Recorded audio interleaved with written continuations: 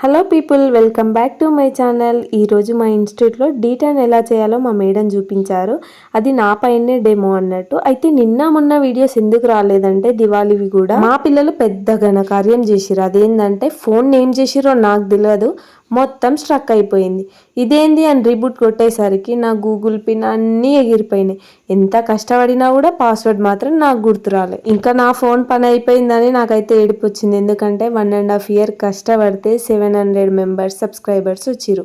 ఇన్స్టాలో కూడా 25 వరకు ఉన్నారు దాదాపు. ఇన్స్టా అంటే రీచింగ్ ఎక్కువ ఉంటుంది, మళ్ళీ ఫాలోవర్స్ వస్తారు. కానీ యూట్యూబ్లో చాలా కష్టం, రీచ్ పోదు, ఫాలోవర్స్ తొందరగా పెరగరు.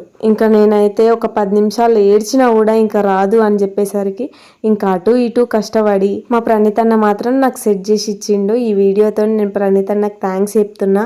మా మామయ్య ఫోను నాదే అన్నట్టు, అంటే నేను ఈ ఫోన్ కంటే బిఫోర్ వాడిన ఫోన్ మా మామయ్యకి ఇచ్చిన. మెయిల్ ఐడి అన్నీ అవే ఉంటాయి సేమ్.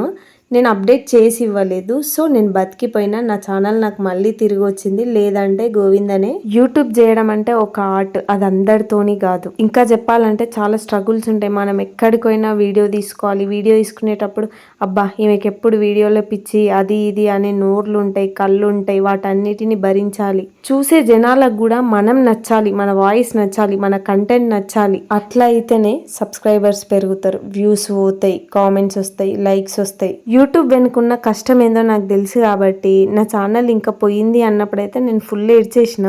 ఇంకా తర్వాత అట్లో ఇట్లో కష్టపడి ఆ అన్న అయితే నా ఛానల్ని నాకు మళ్ళీ ఇచ్చేసిండు.